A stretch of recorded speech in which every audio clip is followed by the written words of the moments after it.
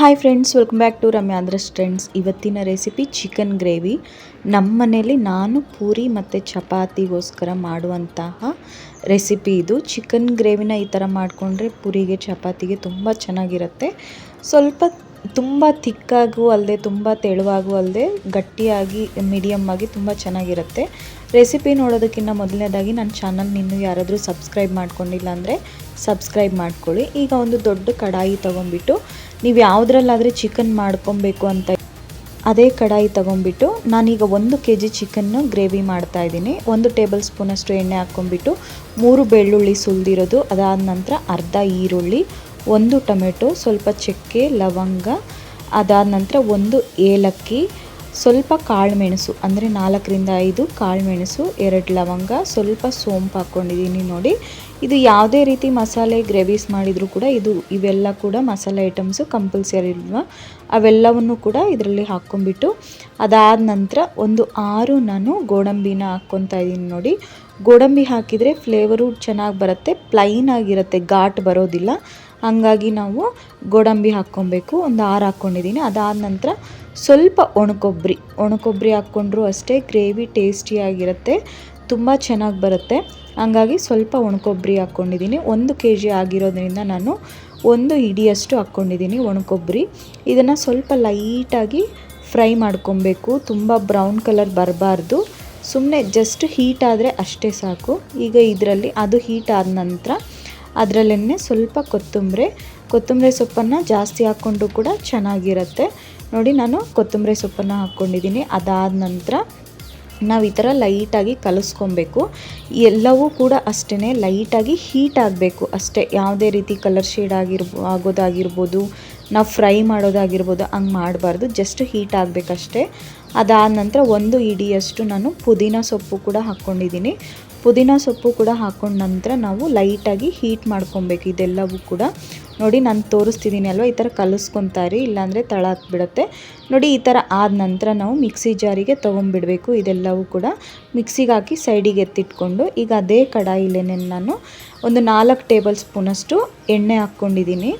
ಎಣ್ಣೆ ಸ್ವಲ್ಪ ಹೀಟ್ ಆದ ನಂತರ ನಾನು ತೊಳೆದು ಎತ್ತಿಟ್ಕೊಂಡಿರ್ತಕ್ಕಂಥ ಚಿಕನ್ನು 1 kg ಚಿಕನನ್ನು ಇದರಲ್ಲಿ ಆ್ಯಡ್ ಮಾಡ್ತಾಯಿದ್ದೀನಿ. ನೋಡಿ, ನೀಟಾಗಿ ಈ ಥರ ಒಂದೇ ಸಾರಿ ಹಾಕ್ದಂಗೆ ಈ ಥರ ನಾವು ಎಲ್ಲ ಕಡೆನೂ ಎಣ್ಣೆಯಲ್ಲಿ ಬೀಳಬೇಕದು, ಆ ಥರ ಹಾಕಬೇಕು.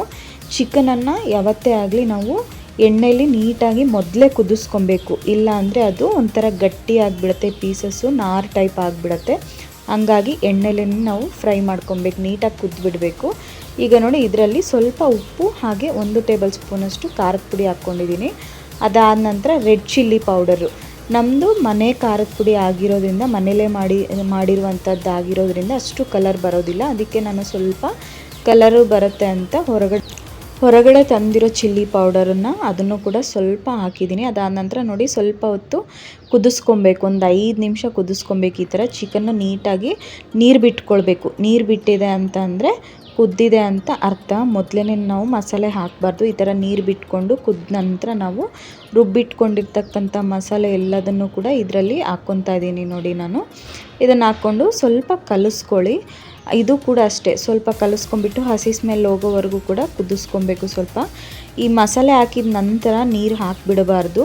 ಮಸಾಲೆ ಹಾಕಿದ ನಂತರ ಸ್ವಲ್ಪ ಹೊತ್ತು ನಾವು ಕುದಿಸ್ಕೊಬೇಕು. ಈಗ ಕುದಿಸಿದ ನಂತರ ನೋಡಿ, ನಾನು ಒಂದು 2-3 ನಿಮಿಷ ಕುದಿಸಿದ ನಂತರ ಉಳಿದಿರೋ ಮಸಾಲೆಯನ್ನು ಮತ್ತು ನೀರನ್ನು ಎಷ್ಟು ಬೇಕೋ ಅಷ್ಟು ನೀರು, ಅಂದರೆ ತಿಕ್ನೆಸ್ ನೋಡಿಕೊಂಡು ಹಾಕ್ಕೊಳ್ಳಿ. ನಾವು ನೀರು ಹಾಕಲಿಲ್ಲ, ಪೂರಿಗೆ ಸ್ವಲ್ಪ ನೀರು ಕಡಿಮೆ ಹಾಕಿದರೆ ಚೆನ್ನಾಗಿರುತ್ತೆ. ನಾನು ಚಪಾತಿ ಮಾಡ್ತಿರೋದ್ರಿಂದ ಸ್ವಲ್ಪ ಜಾಸ್ತಿ ನೀರನ್ನು ಹಾಕ್ಕೊಂಡಿದ್ದೀನಿ. ಇದರಲ್ಲಿ ಈಗ ಸ್ವಲ್ಪ ಅರ್ಧ ಟೇಬಲ್ ಸ್ಪೂನಷ್ಟು ಅರಿಶಿನ ಪುಡಿ, ಅದಾದ ನಂತರ ಖಾರ ಪುಡಿ ನೋಡಿಕೊಂಡು ಹಾಕ್ಕೊಳ್ಳಿ. ಖಾರ ಎಷ್ಟು ಬೇಕೋ ಅಷ್ಟು.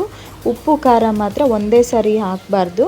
ನಾವು ನೀರು ಹಾಕಿದ ಮೇಲೂ ಕೂಡ ನಾವು ಈಗ ಹಾಕ್ಕೊಬೋದು. ಅದಾದ ನಂತರ ಮತ್ತೆ ಹಾಕಬಾರ್ದು, ಘಾಟ್ ಬಂದುಬಿಡುತ್ತೆ ಗ್ರೇವಿ. ನೋಡಿದ್ರಿ ಅಲ್ವಾ ಫ್ರೆಂಡ್ಸ್, ಅಷ್ಟೇ ಒಂದು 10 ನಿಮಿಷದಿಂದ 15 ನಿಮಿಷ ಕುದಿಸಿದ್ರೆ ಚಿಕನ್ ಗ್ರೇವಿ ರೆಡಿ ಆಗಿಬಿಡುತ್ತೆ. ಒಂದು ಸೈಡು ನಾನು ಚಪಾತಿ ಮಾಡಬೇಕು ಅಂತ ಇದ್ದೀನಿ ಅಲ್ವಾ, ಚಪಾತಿಗೋಸ್ಕರ ಹಿಟ್ಟನ್ನು ನೀಟಾಗಿ ನಾದ್ಕೊಂಡ್ಬಿಟ್ಟು ಮೊದಲೇ ಚಿಕನ್ ಗ್ರೇವಿ ಮಾಡೋದಕ್ಕಿಂತ ಮೊದಲೇ ನಾನು ಚಪಾತಿ ಹಿಟ್ಟನ್ನು ಕಲಸಿಟ್ಕೊಂಡ್ಬಿಡ್ತೀನಿ.